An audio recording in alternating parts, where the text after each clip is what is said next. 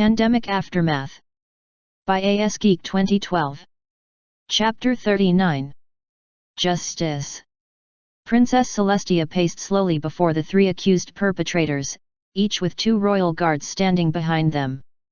Her hooves echoed ominously in the quiet, broken only by the occasional whimper from Trixie. Of all of them, she fared the worst under Celestia's gaze, cowering like a little foal. Spoiled Rich at least kept some of her dignity, holding her head high despite the nervous look in her eyes. Blue Blood, of course, retained his royal bearing. Behind her, Luna looked on, her concerned eyes not on the three, but on her sister. Celestia drew in a deep breath and finally spoke. In all my centuries as ruler of Equestria, never have I seen an act so utterly irresponsible as this. This action is, bar none, the worst possible means to express the principles of friendship upon which this nation was founded, and upon which we are trying to base our relationship with Earth. In one insane act, you have attempted to destroy months of hard work. Did you ever stop for even one moment to fathom the repercussions of your actions? Trixie swallowed hard and looked at the others. Spoiled Rich glanced nervously at Blue Blood, who remained stoic and unmoved. We asked a question and expect thee to answer. Celestia roared. Luna laid a hoof on her sister's shoulder, but Celestia shrugged it off. Blue Blood finally spoke, his confident voice ringing loud in the stark silence of the chamber. I considered the repercussions if I did not act. Celestia loomed over him. Explain that statement to me, for you are making even less sense than you usually do. I saw an opportunity to give a significant population of ponies on Earth a chance at the freedom they are being denied. And what authority can you even remotely claim outside Equestria's borders? Celestia thundered. How is this any better than carving out a piece of the Griffin Kingdom and claiming it as your own? Or the Dragon Realms? The situation is hardly the same, Auntie Tia. For one, you will address me as Princess or Your Highness, Celestia said in a deadly voice. Is that clear? Auntie, really, must we have to be so formal when? Is that clear? Blue Blood hesitated, and his voice betrayed a slight quaver when he spoke again. Yes, Princess. Continue, then, Celestia ordered. Blue Blood cleared his throat. As I was saying, the situation is not the same. There is no oppressed pony population in those nations you mentioned. Had there been, I doubt you would have hesitated to act. And you conveniently ignore the fact that we do indeed have ponies on this world who have not sworn fealty to the equestrian diarchy, Celestia said. Or do you next propose that I usurp the throne of the Crystal Empire? I see Princess Cadance as simply an extension of your rule. She is related to you. That is not the point. Celestia said. I do not dictate to her how to manage her subjects. Nor do I seek to intervene in the affairs of other nations. With all due respect, Princess, that is not what you used to believe back when you covered up the existence of Sunset Shimmer. Celestia's eyes burned. Do not dare go there. And why not? Blue Blood declared. It is as relevant now as it was back then.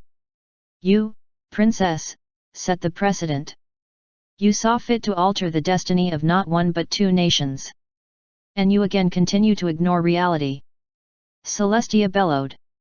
Or you are simply more stupid than I had assumed, I am not at all sure which is the case. Recall that I have admitted I was wrong in what I had done. I had learned an important lesson in hopes others would not have to. She paused before adding in a lower voice, I have apparently failed in that regard. This was not a case of arbitrary meddling, Princess, said Blue Blood. If, say, you heard that the ponies of the Crystal Empire were being oppressed, would you not have intervened? Had you not done so already when it returned after being banished by Sombra's curse? Did you not even install your own niece upon their throne? She was welcomed with open hooves by the population, Celestia said in an even voice. And I contend you would have had the same reception with these ponies of Earth. Celestia frowned. Conveniently through the installation of yourself upon their throne. Blue Blood allowed himself a small smile. Well, Your Highness, there really is only one capable member of royalty remaining who does not have a formal. Enough. Blue Blood immediately silenced, and continued to try to maintain a calm demeanor. Celestia paused to draw in a deep breath. She had tried many times to teach this wayward nephew of hers what it really meant to be royalty in Equestria. It was not about the trappings of power or the glitter of riches. It meant being stewards of friendship, of gently guiding others along the path of harmony. Yet no matter what she did, those lessons could not be heard over the jingle of gold bits or the clink of glasses and silverware at expensive luncheons. She wanted to believe that, just maybe, Blue Blood had the welfare of these foreign ponies in mind. Certainly he had never gone to these lengths to further any cause other than those which brought him greater prestige and the illusion of power. Yet she only had to glance at the two Blue Blood had chosen to associate with to shatter that hope. Celestia stepped up to Spoiled Rich, whose pupils shrank slightly at her approach. She nevertheless kept her head up and retained the same dignified posture as before. Celestia regarded her for a long moment before saying, "I'm very disappointed in you." Spoiled gave her a nonplussed look. I beg your pardon, Princess. I had high hopes for you," Celestia continued.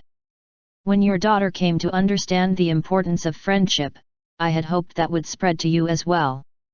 "I thought it had." Celestia frowned. "Then I heard you and your husband had spearheaded an anti-human campaign in Ponyville."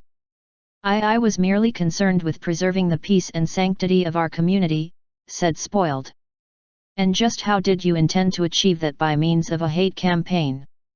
"I do not hate humans." "But that is the impression your activities gave," said Celestia. "You are not the one who has contact with delegations from Earth. You are not the one who had heard time and time again implications that humans are not welcome here. We have had our culture and our magic thrust upon them without their consent.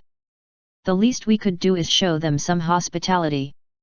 Was that so difficult for you to manage, or did you just have your muzzle too high in the air to even look down upon them?" The volume of Celestia's voice had started to make the ground tremble, and sweat beaded on Spoiled's face. She tried to reply, but only a small whimper escaped her lips.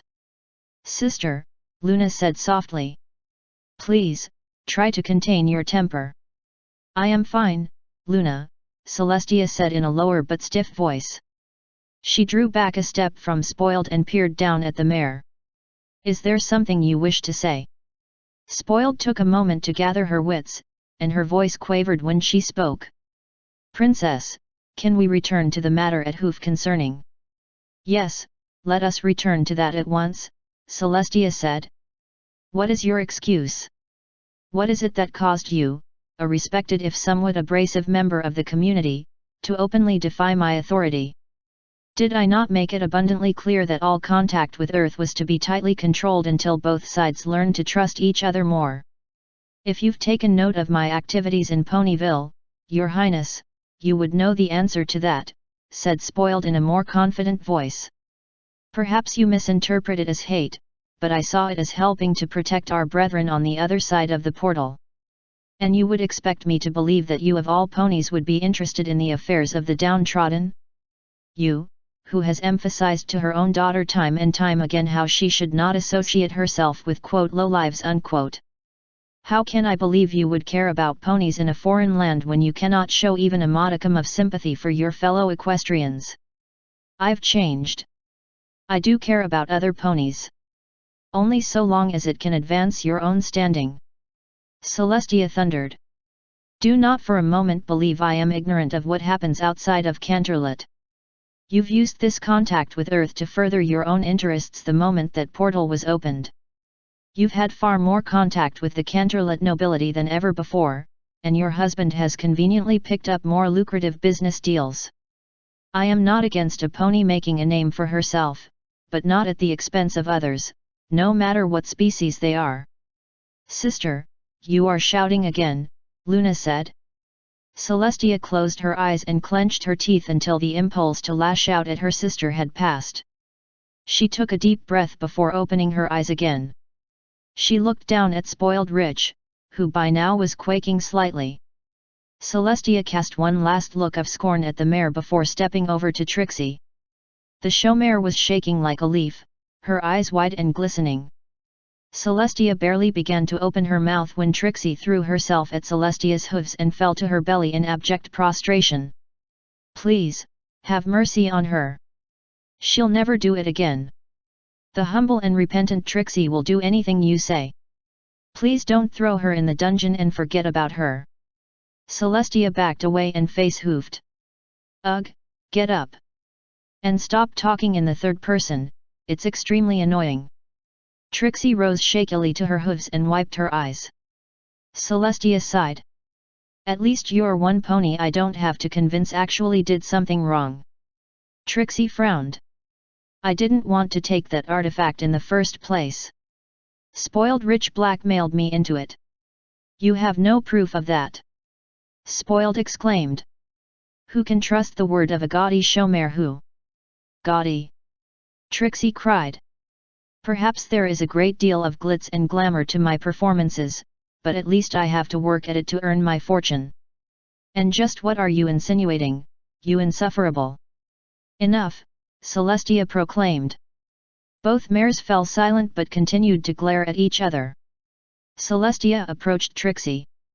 "Perhaps there is truth to your claim, but it does not exonerate you for what you've done before that."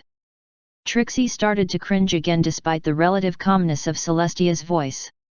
"Had you not already shared illicit magical knowledge, neither Spoiled Rich nor Prince Blueblood would have had a pony they could trust with their scheme. I only did it because I thought the ponies of Earth deserved more than what they were getting." Trixie cried. "I never meant for harm to come to any pony." "So is that truly all that motivated you, Trixie Lulamoon?" Celestia asked. "Just the goodness of your heart? Your sense of fair play?" Trixie was silent for a long moment. She glanced anxiously at the others. Maybe there was something else. And what would that be?" Trixie swallowed hard and struggled to lift her gaze to meet that of her sovereign. "Maybe I did want some recognition of what I had done," she said in a strained voice. "The great and powerful Trixie, the pony who brought proper magic to the ponies of Earth. I would be heralded as a hero." Celestia considered as the tone of Trixie's voice turned sorrowful. "It didn't turn out that way, did it?" Trixie lowered her gaze and heaved a ragged sigh. "You didn't get the accolades you felt you so richly deserved." Trixie shook her head, and tears appeared in her eyes. "It's not that." Celestia remained silent and waited for her subject to continue. That unicorn colt. Robert McDermott. I never meant for him to be hurt. It is my understanding that he will recover fully," said Celestia. "Not to mention he has you to thank for his new and rather advanced understanding of how magic works." Trixie raised her tear-strewn face to Celestia. "But he could have died because of it. In all my plans and machinations, I never wanted that." She paused and teared up again. "And I may have destroyed what was perhaps the best, or maybe only, real friendship I ever had. No amount of fame is worth any of that." Trixie dropped her head to the floor and covered it with her forelegs, weeping softly. Celestia looked down upon Trixie not with anger, but with pity and sympathy. She slowly turned to the others. "It gratifies me that there is at least one among you who actually understands the depth and gravity of what they have done. Moreover, she has been honest about her intentions, which is more than I can say about the two of you." "I take offense at that, Princess," declared Blueblood. Celestia frowned and stepped up to him. "Do you, now? I was not being dishonest when I explained my plans to you. My intentions were aligned with those of Trixie, to better the lives of the ponies involved. And yet you would have seen yourself as governor of those ponies," Celestia declared. "And what of it, Princess? Are they not deserving of some pony of proper royal heritage and a firm guiding hoof to help them to a prosperous future? All beings deserve a good future, but not at the expense of destroying relations between species. That, my dear prince, is exactly what your plans would have entailed." Blue Blood hesitated. I'm not sure I understand. No, perhaps you truly don't, said Celestia. You never did take the time to understand humans, did you? I know enough to understand they're backward and barbaric. Stop. Blue Blood immediately fell silent. Celestia paced before the three. Let me use an example. We have had many zebras emigrate to Equestria. They tend to live near each other in enclaves scattered about several towns in the heart of our nation. Say one day, the Zebrakan High Council decided that these zebras should be ruled by them, and attempted to establish a protectorate over them. Blue Blood frowned. That would be absurd, Your Highness. Why? They would have no basis for that action. We do not mistreat the zebras who live in our midst. Yet they are required to abide by our laws, are they not? Celestia asked. Of course they are. And what if the council disagreed with one of those laws? That matters not. If they chose to live here, then they chose to accept whatever restrictions that came along with it. Celestia frowned. And still, you don't see your folly? These ponies you would have us lord over, that you wish to rule personally, are native to that planet.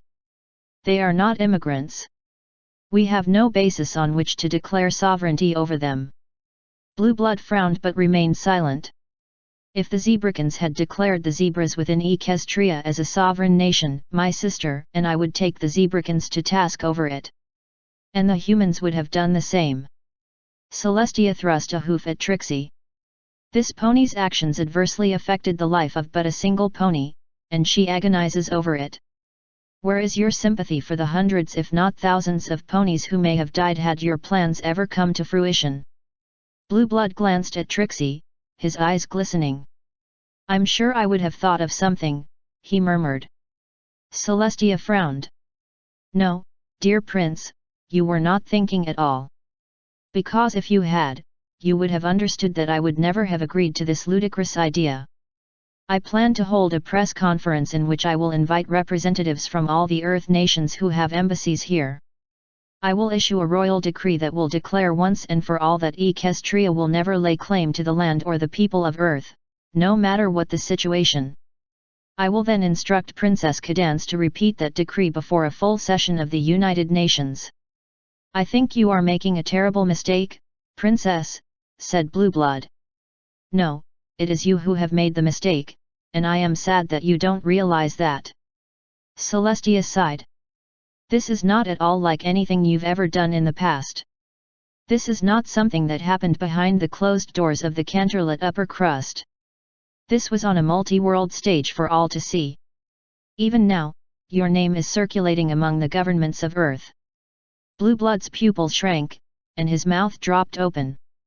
Or did you seriously believe that this would somehow remain secret? But you'll protect me. Blue Blood cried. You always have. Celestia shook her head. Not this time. Luna. Her sister stepped forward. Yes? My next action requires your concurrence. I hereby strip Blue Blood of his title and all the privileges that go along with it. What? Blue Blood cried. Do you concur, sister? Luna's eyes glistened slightly as she looked upon Blue Blood. She nodded. I concur. You can't do this. Blue Blood cried. Please, Auntie, be reasonable about this. Celestia ignored him, even as much as it tugged at her heart. She shifted her gaze to the guards standing behind him. Take him to a holding cell and inform the Royal Grand Prosecutor I will meet with him shortly to discuss the exact charges. Charges. The guards took up position on either side of the former prince. Let's go. No, this is insane. Blue Blood cried, a wild look in his eyes. You can't do this to me.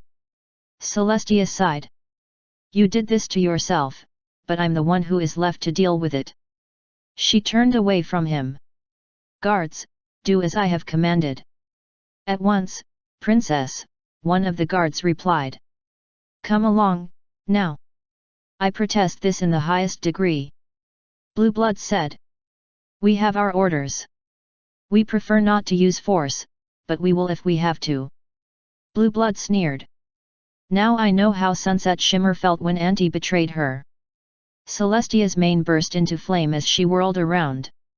Take him away now. Before I do something both he and I will regret. Blue Blood stared in horror at Celestia for a few moments as the reverberations from her bellow echoed off the walls. He finally stumbled away from her, the guards having lowered their spears and using the shafts to nudge him along. Celestia kept her burning gaze on her nephew until he had been taken from the throne room. Only then did she turn her attention towards the others as her mane slowly returned to normal. Spoiled was sweating, her breathing labored, looking on with what could only be described as dignified terror. Trixie was doing her best to look composed, but she occasionally sniffled and wiped an eye. Celestia stepped up to Spoiled Rich. Now, what to do with you? Spoiled swallowed hard. I'll stop what I've been doing in Ponyville. I won't organize against the humans anymore. That won't be necessary. Spoiled blinked. I beg your pardon, Your Highness. As distasteful as I find what you are doing, you are exercising your right to free speech, Celestia said. Something I guarantee all citizens of Equestria. When I spoke out about it earlier, it was largely out of anger. Then, I'm free to go. Celestia narrowed her eyes. I didn't say that. You still participated in an illegal act. You willfully disregarded my edicts. It is one thing to speak out against what you feel is wrong, but quite another to break the law. Spoiled glanced nervously at the doors through which Blue Blood had been taken moments ago. Her ears flattened and quivered. I didn't mastermind this. This was all Blue Blood's idea from the start. I merely facilitated matters. Yes, I am well aware, Celestia said. But did he force you to act? Did he blackmail you like you attempted to do to Trixie? Spoiled hesitated. I asked a question, Spoiled Rich. Did he or did he not force you to act? He didn't, said Spoiled in a small voice. As I suspected from your earlier bombast. Celestia looked towards the guards standing behind her. Detain her. Spoiled whimpered and bit her lower lip. I will speak to the Grand Prosecutor about her as well. Celestia looked down at the stricken mare. The charges against you will not be nearly as severe as those against Blue Blood, but you will have to answer for your crimes. Spoiled gave her a pleading look, but Celestia kept her own gaze cool and steady as the guards led the mare away. She then turned her attention towards the last and likely the hardest to deal with. Trixie trembled but managed not to prostrate herself again. She occasionally wiped her eyes, her breath a ragged pant as if she had just galloped a mile. Nevertheless, she moved herself to speak, albeit in a very shaky and distressed voice. You're going to toss me in the dungeon with the others, aren't you? We don't have a dungeon, said Celestia. Or at least not one that is little more than a historical artifact. But you're not just going to let me go. No, I am not. Trixie flicked her gaze nervously to the side. I was forgiven before. Even when I used that amulet. Celestia stepped up to her. Perhaps you were under the same illusions as the others were, that this could be handled as if it were something internal to Equestria. We do not have that luxury here. Why not? Trixie pleaded. I'm not trying to be annoying, I really want to know. What you have done did not affect just one small town, but an entire world, and not even our world. Humans are aware of what you have done, and those same humans would see justice served on their side of the portal if it is not served here. Trixie's pupils shrank, and her lower lip trembled. I am not saying that human ways are barbaric, or whatever other poisonous rhetoric you have heard on the topic, Celestia continued. But their justice is admittedly more harsh than it is here. You have a choice. Submit to whatever punishment the royal courts see fit to dispense, or submit to extradition to Earth. Trixie swallowed hard. But the punishment I'll get here won't be just a bunch of friendship lessons, will it? No, it will not. Celestia frowned, her voice becoming more stern even as it remained at a more conversational volume. And make note, Trixie Lulamoon, this is not being done merely to satisfy foreign observers. You betrayed not just a trust you shared with Starlight Glimmer and Twilight Sparkle, but you betrayed me as well. What? Every pony I approve of sending through the portal to Earth is a representative of Equestria. I expect them to carry forth the ideals that this nation was founded upon. You have not only failed to do that, but you have actively worked against them. I cannot accept atonement that is merely a promise never to do it again. You will have to show me you truly wish to atone and regain that trust. Trixie paused a long moment before finally nodding. I'll try, Princess. Celestia's expression softened slightly. Of the three, I hold out the highest hopes for you.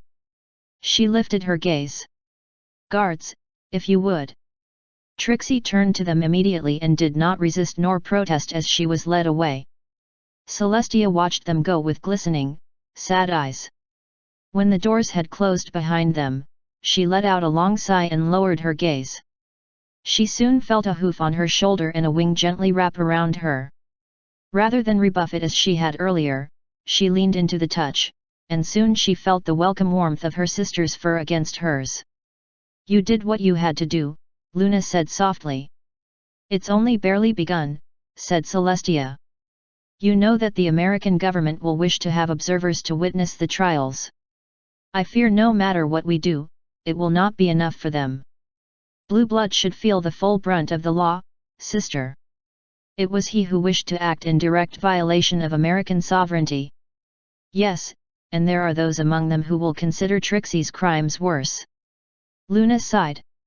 I wish I could offer advice, but I have none.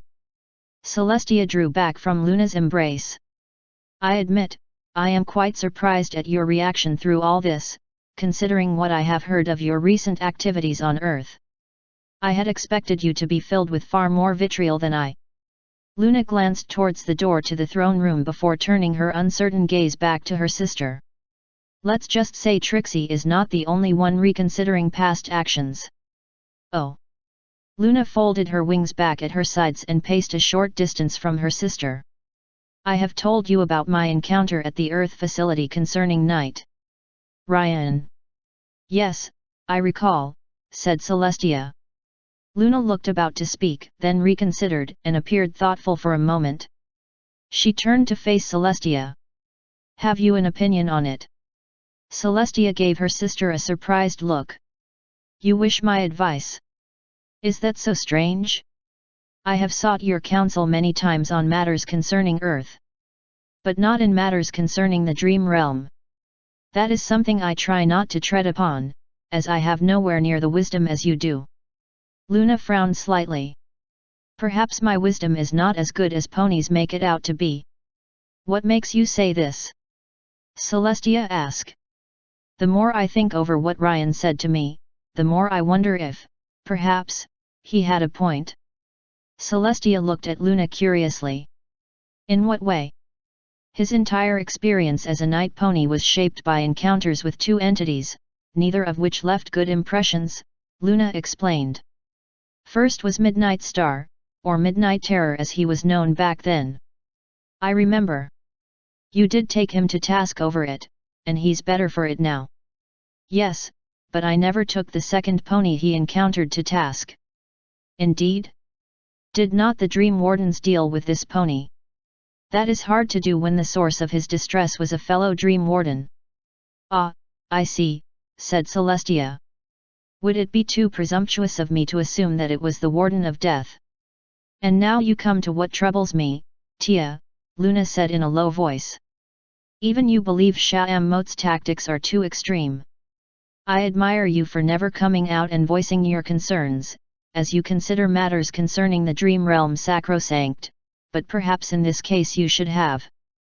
Celestia paused to collect her thoughts. Despite her sister's apparent openness, it was wholly unexpected, and she felt the need to choose her words carefully. While in other circumstances, yes, I would consider her technique to be extreme, but I know there are greater considerations. There is no need to dance around it for my sake, Luna said. But if you need the incentive, I will give it. I do not care for what she has become. Make no mistake, there is no excuse for Ryan's disregard for the will of others, but his outlook has been shaped by his experiences. Luna paused for a long moment before she added in a low voice, just like mine were prior to my transformation into Nightmare Moon.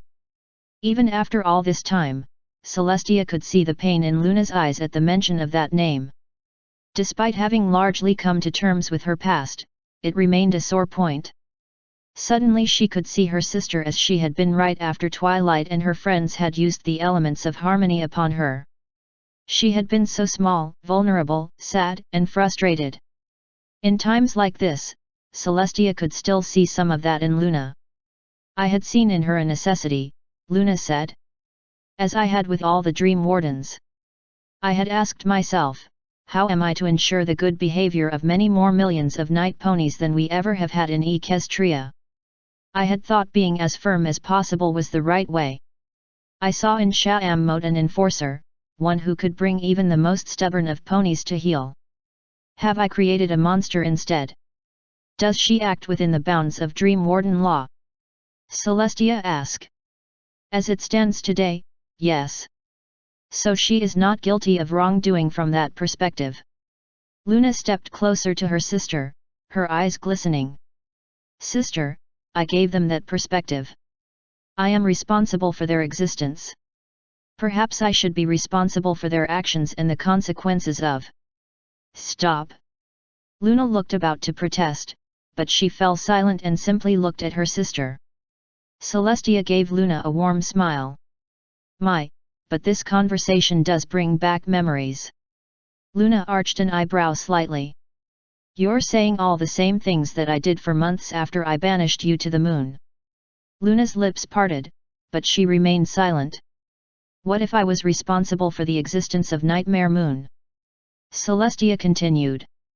Maybe I should be held just as accountable for her actions and their consequences. Luna shook her head. No. We've been over this before. Then tell me what conclusion we came to. That I was solely responsible for my actions. Perhaps I can point to circumstances that generated certain thoughts which made Nightmare Moon possible, but I chose to act as I did. No being forced me. No evil spirit possessed me. And why cannot this wisdom be applied here, sister? Celestia asked. I could argue that Sha'ammote makes her own decisions, that she chooses her own actions. You are not directly to blame for whatever trauma she may have induced in Ryan. But I cannot simply look the other way when I see what may be a greater injustice. I am not saying you should. What I am saying is that blaming yourself will get you nowhere. Celestia stepped forward and placed a forehoof on Luna's chest. Search your heart, sister. Did you truly intend to appoint beings whose sole purpose was to torture and torment? Luna lowered her gaze. No, I did not. And from what I understand, their harsh techniques are effective, said Celestia. They have accomplished what you wanted. Luna raised her eyes to her sister's. I am just afraid of how many more ponies there may be out there, so traumatized by their experience because they happened upon that one Dream Warden during their first attempt at dream walking, that they retreated from that realm forever, fomenting hatred and resentment, thinking the Wardens as nothing more than the monsters of the very nightmares they had wanted to vanquish. Celestia considered. You did mention to me early on that you felt it necessary to use fear as a tool, at least initially. Yes, I did, and I still feel it was the right approach, however distasteful it may seem to those who are not night ponies. But there needs to be limits.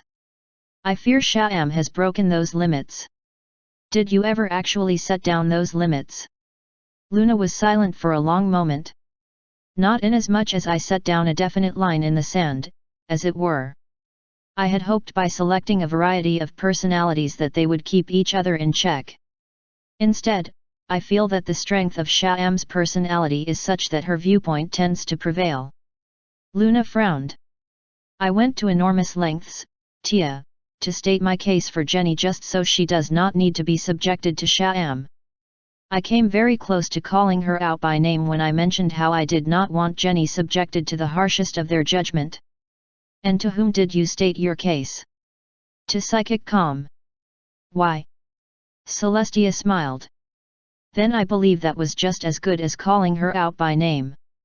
That pony has an almost frightening ability to sense what you're thinking without the need for mind magic, if a fraction of what you have told me about him is true. He was indeed responsive to my plea for lenience, Luna said softly. I later learned that Phobia Remedy is in agreement as well. It sounds like your plea was successful, said Celestia. I imagine Twilight's plea was just as adamant. My worry is that it won't be enough. They need to be able to stand up to Sha'am, not just in the matter of Jenny, but Ryan as well. I would say that if Psychic Calm could tell whom you were concerned about, and he agreed with your plea, that perhaps he is starting to come to the realization that they need to have a word with Sha'am. Celestia considered. Have you relayed what Ryan told you to Psychic? I have, said Luna. And his reaction? Luna rolled her eyes. Realize who we're talking about, Tia. What was the name of that character from that Earth science fiction show, the one who is never emotional? Mr. Spork. I believe the name you are looking for is Spock, said Celestia. He's just like that character. I informed him of Ryan's claims, and he stood there for a few moments and said simply interesting. I have no idea what he meant by that. Celestia wished she could offer her sister more advice. This was the first time Luna had ever expressed reservations about her Dream Warden program. Until then, it was Luna's most cherished project, something she felt proud of despite the circumstances. It had reminded Luna of the sense of satisfaction she had when she successfully demanded the role of Equestria's Dream Warden when the entity in that role had become shamefully complacent and ineffective. It also reminded Celestia of how Luna herself had used her immense power in the Dream Realm to rule the night ponies by fear of her wrath if they stepped out of line. That, of course, was no longer the case, and she shared a much more loving and compassionate relationship with them. Night ponies in the presence of Luna acted with delight at the honor rather than cowering in fear. And now, I understand, Celestia declared. Luna arched an eyebrow. Understand what? The true source of your distress. You see yourself in Sha'am. Luna ground her teeth. I am nothing like her. That is true in the present, but when you first imposed your rule over the night ponies, I did what I had to do. Luna thundered. They were facing extinction if I didn't keep them in line. I had to prove to the other tribes that they could be trusted with their power. A perspective that, perhaps, Sha'am shares. Luna looked about to protest, but she remained silent and brooding. I am not exonerating her, dear sister, Celestia continued. But it helps to understand her motivations. It was what I was trying, perhaps with limited success, concerning the three who stood before me a short while ago.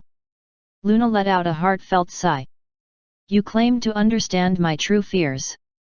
Can you also ascertain yet another? Celestia nodded. That Sha'am will become the equivalent of a nightmare moon. Am I insane for being worried about that, Tia? Luna said, her voice almost a plea. One of my motivations when I was going down that dark path was the idea that I could bring that immense power I wielded in the dream realm into the waking world. I could not bring a shared nightmare upon Equestria in the dream realm, as not even in my most twisted moments would I think to violate my oath, but what if I could instead bring a nightmare into the real world? Ah, you have never shared with me what gave you the idea for that name. Perhaps I should have guessed. We can argue all we want that the situation is different, and we would not be wrong. But the fear persists. That I was ultimately behind the choosing of Sha'am for this role fills me with a sense of responsibility. And again, we come full circle, said Celestia. You will recall, it was I who ascended first, and I who invited you to rule alongside me after you had ascended. Little wonder I felt such responsibility when you strayed. Then you can at least understand how I feel, said Luna. Celestia nodded. And I will offer you the conclusion that I came to long ago concerning you. I can only offer guidance and advice. I cannot control what you do, what you think, or what you feel. I can only try to provide the circumstances by which I hope you will learn. The corners of Luna's mouth tugged upwards. Like the time you encouraged me to visit Ponyville on Nightmare Night. Celestia smiled. I seem to recall you had a rather nice time. Be that as it may, what does Sha'am have in that regard? Her fellow dream wardens, said Celestia. You have told me of Sha'am's background. How she had lost so many family members that were close to her, how she had outlived many who were far younger than her. It is not surprising she agreed to the role you had offered her. It gave her what she needed, a sense of belonging and acceptance. And yet, it is those with whom she seeks such solace whom I must turn against her. Celestia shook her head. Do not think of it as us versus them. I fear that you have picked up on the prevailing attitudes among the most hot-headed of both humans and ponies of Earth. So what you're saying is, I have done all I can really do, said Luna. At least for the time being, said Celestia. I am in a similar situation concerning the three I confronted earlier. I can do no more for them. It is upon them now. Luna slowly nodded. I will attempt to find solace in your words, sister. Yet I will not be able to shake off the feeling that there is still something left undone. Celestia gave her sister a wry smile. That is a feeling neither of us will rid ourselves of concerning Earth for a long time to come. Asterisk. Ryan stands in the middle of a vast field, the grass high and waving in the breeze, wild flowers blooming in colorful splendor. Yet the skies are cloudy, a cool mist permeating the air as rumbles of distant thunder roll over him. He looks up, and the clouds churn as if in anger. He half expects a lightning bolt to strike him where he stands, as it is quite obvious to the former night pony that this is no ordinary dream. He glances down at himself and can at least be content that they have left him human. Have they made a mistake? Why not mold him into whatever they pleased? They could easily ramp up the humiliation by forcing him into his old pony form. Isn't humiliation what they are all about? And where are they? He looks to the skies and sees what he initially assumes to be a bird. Yet as it grows closer, Ryan realizes it is a pony. He stiffens as he recognizes its membraned wings, and he narrows his eyes slightly as the pony lands nearby. The stallion with fur the color of burnt toast says nothing, maintaining his distance, looking on with a stoic expression. Ryan thinks to challenge the night pony, but at once he senses the stallion's immense power. He manages not to shudder at the traumatic memories which threaten to resurface. Finally, more night ponies appear, winging their way down from the skies, and he at once recognizes them. The mare with the skull as a cutie mark lands first, followed by two stallions, one of which narrows his eyes at Ryan and utters a vulgar expletive under his breath, acting strangely subdued for the warden of anger. Another mare appears. She lands alongside the others, giving Ryan a strangely troubled look. Ryan grinds his teeth. Yes, so sorry, you knew, that we dragged you out of your orgy just to deal with me. Damn whore. Then, finally, she arrives.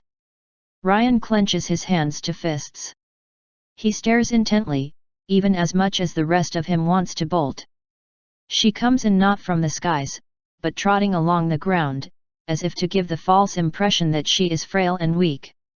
The wizened old bitch has not changed from the last time Ryan saw her. She spares nothing of her unspoken wrath as she lets her burning gaze rest on Ryan, yet she conveys a similar look to her fellow dream wardens as well. Ryan feels compelled to break the silent tableau first, as if in a vain sense of claiming the initiative. So what is this? No chamber of justice? No arena where night ponies can look on as if this were a spectator sport? No appearing as divine avatars of the gods here to smite the unbelievers. The first one to arrive steps forward. Such spectacle would be needlessly excessive and have little effect upon you, he says in a maddeningly calm voice. In case you do not remember all our names, I am Psychic Calm. I will be the primary spokespony for us. Ryan raises an eyebrow. So this is not a trial? No. Ryan glances from him to the other dream wardens. I don't get it. It has been decided that you will face justice in the waking world, Psychic explains. Ryan snorts. How much better is that than what I will face here? For one, your mental faculties remain intact. Ryan again clenches his hands into fists. You do realize that using mind magic to incapacitate someone can warrant the death penalty even in the waking world. We are aware, yes, Psychic says. And you have nothing to say about that. You have made your life choices. That is not something either of us can change, and we must all face the consequences of those choices. Psychic pauses before adding in a lower voice, as we must also face the consequences of our own choices. Ryan narrows his eyes again, and his gaze is drawn to Sha'am. Suddenly, she no longer appears quite as intimidating as she had that day Ryan first encountered her in the dream realm, casually subjecting him to death after death until he said those infernal oaths to her satisfaction. Thus we open these proceedings with an apology, says Psychic. Ryan's eyebrows raised. We have discussed the circumstances of your first encounter with us as you had relayed to Princess Luna. We corroborated your claims of excessive force being used to secure your compliance with the oaths. Ryan seeks out Sha'am one more time. Her expression has not changed. She continues to look upon him as if he were a bit of scum she has scraped off her hoof. We are likely to reconsider our approach to such matters in the near future, Psychic says. Ryan stares at him for another moment, then bursts out laughing. Psychic gives Ryan an odd look. Have I said something amusing? It's just as I had warned you, Psychic, Sha'am mutters. He will take none of this seriously. We should be holding a trial, not. We've discussed this already, Sha'am, says the mayor next to Psychic that Ryan now remembers is phobia remedy. We've already come to the conclusion of what we seek to accomplish here. There's not to be any further debate.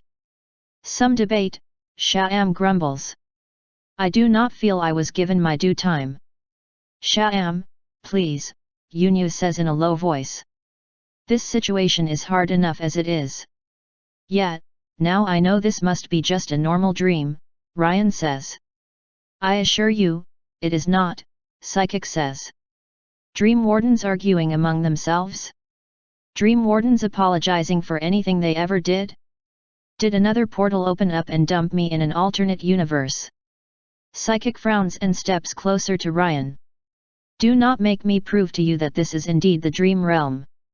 We are trying to avoid exacerbating your situation.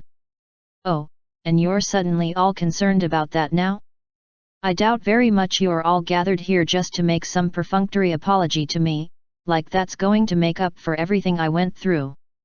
I make no promises or reassurances that this will do anything to ease whatever pain you have felt or are feeling, Psychic says. Nor can we force you to accept it. We felt the need to point out what we believe is a mistake. We have done that. Fine, Ryan says. How about all the others you've collectively tortured? Our interaction with others is not up for discussion. We must move on to the main point of why you are here. It is twofold. First, your real identity must be established. Ryan frowns but says nothing. Second, we must secure your pledge not to use your mind magic powers while you are being held for trial and to abide by whatever punishment a judge and jury see fit to mete out. And just how do you plan on securing that? Ryan glances at Sha'am. How many deaths do you think it will take this time? We intend to take you at your word. Ryan arches an eyebrow. With the understanding, of course, of the severe consequences you will face if you break said pledge. And just how will that hold up in a court of law? We do this with the knowledge of certain people in the American government, including the president. Ryan's eyes widen. My cohort phobia remedy directly offered our assistance, and it was accepted, Psychic explains. My lawyer will have something to say about that, Ryan says, though he already knows it will have little impact on this lot. Perhaps he will, Psychic states. And perhaps we do not as yet have a complete working relationship with your government. But even if we did, we are still the masters of this realm. We are still the only ones who can protect both humans and ponies against people like you. Everything I did was because of you. Ryan shouts. And others like you who would try to impose their will on this planet. If you would stop to think about it for a moment, you would realize we are all victims here. None of us asked to be transformed. None of us made the decision that brought us to this point. We can only deal with the consequences the best way we can. I don't see any of you turning away from the power that was handed to you by an alien. Princess Luna is not the source of our power, and to explain what is would take far too long and delve into matters we are not yet willing to discuss, Psychic says. Suffice it to say, it is very ancient and very much a part of our universe. Ryan would argue that such powers were likely never meant to be touched by human beings, no matter what form they are. Be those forces from heaven or hell, they were likely hidden away from humanity for a reason, whether it be divine purpose or simply an inherent safety barrier that allowed sapient life to thrive. Yes, he could argue those points, but they would fall on deaf ears. Let's go back to your first point, says Ryan. Why is my real identity so important?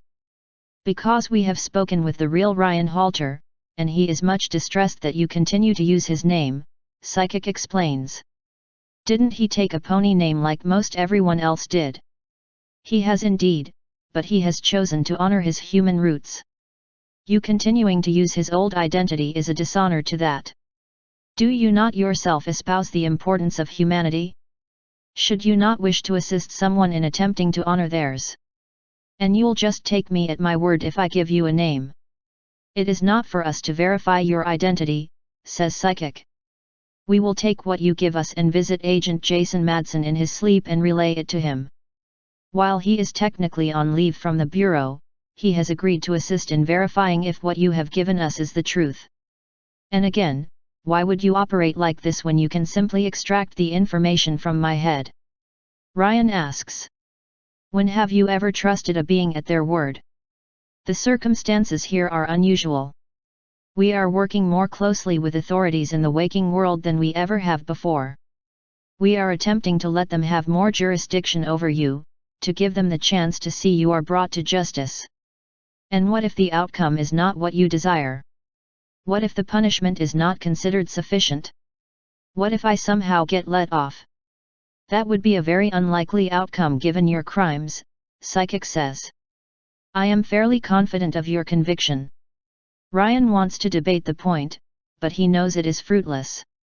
Even his own lawyer has already told him that his best bet is a plea bargain in exchange for more evidence against Fuller. All he can hope for is a lighter punishment rather than any lessening of the charges. Fine, I'll tell you who I am, Ryan says in a lower voice. But I want to make one thing clear to all of you. Your secrecy means nothing to me. I intend to reveal to my lawyer everything that's happened to me. We have already anticipated this, Psychic says.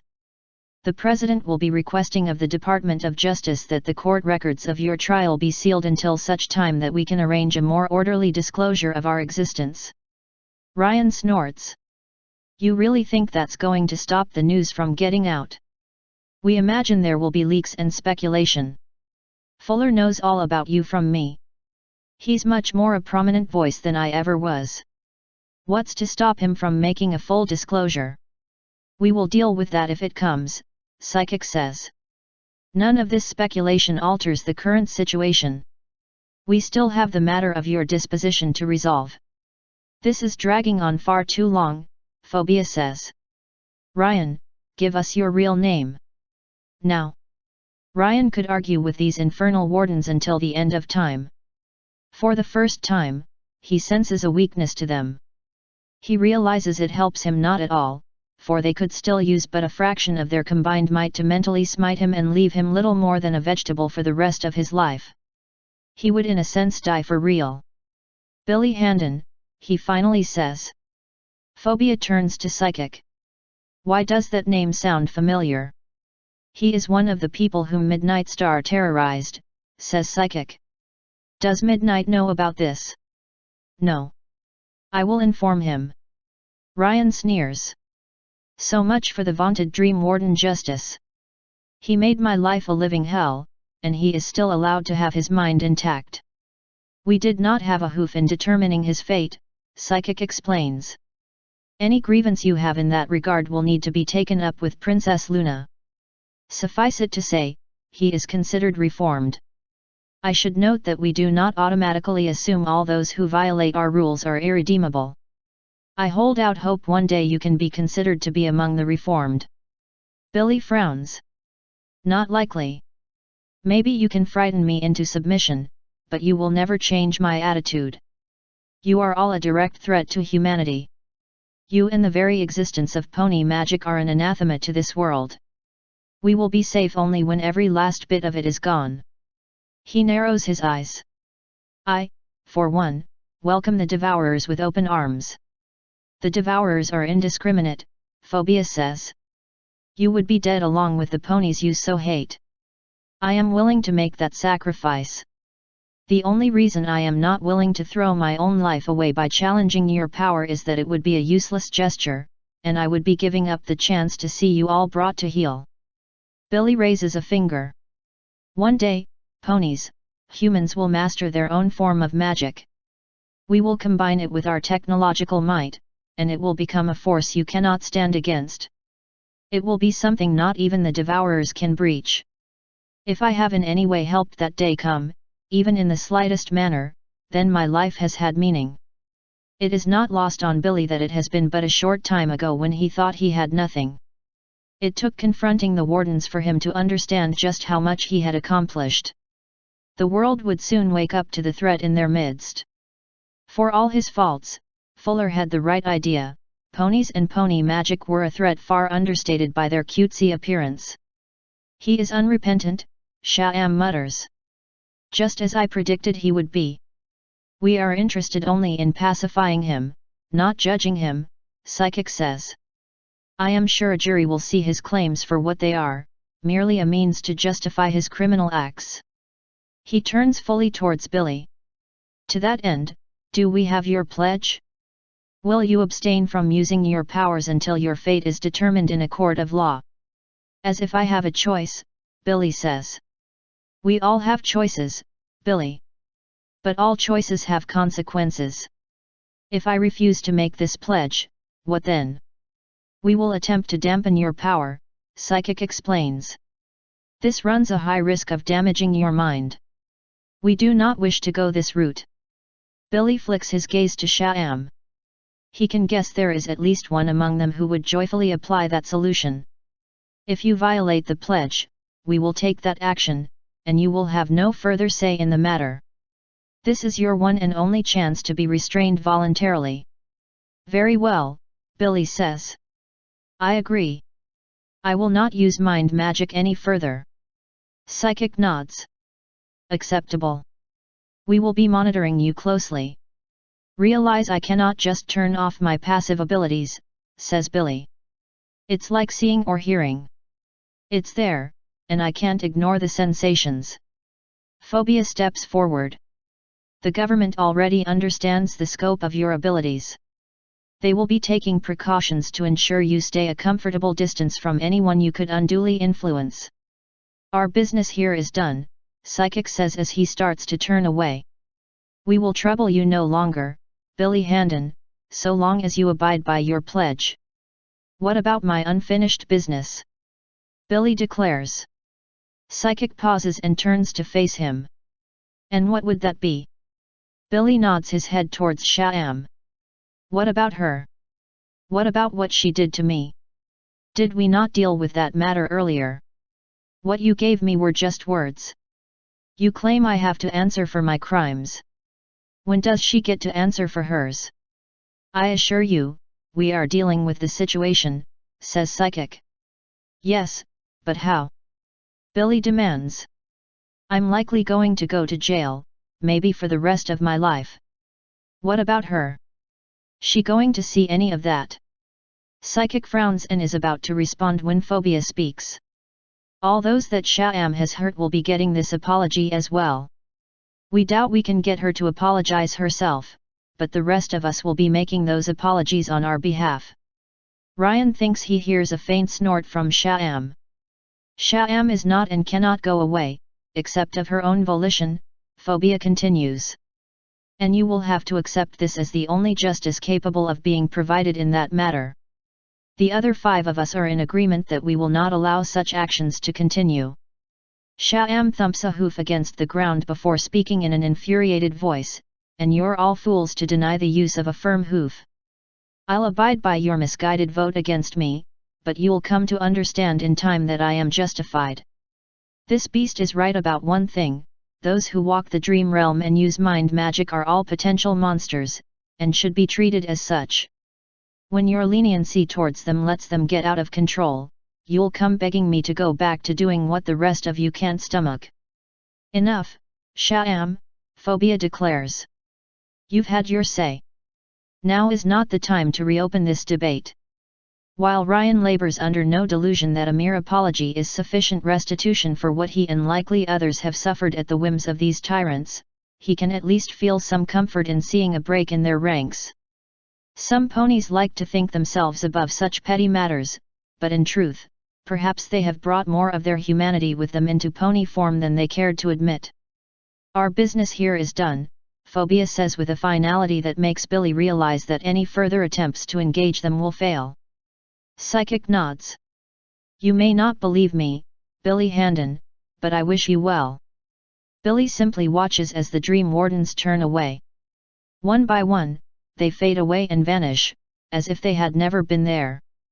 Yet he can still sense a lingering presence hovering over his consciousness, even as the shared dream begins to fade, and he can be sure of only one thing. He will be watched. Author's note. Thanks to Hallara who contributed some of the dialogue in the Dream Warden scene. End author's note. End of chapter 39. Justice.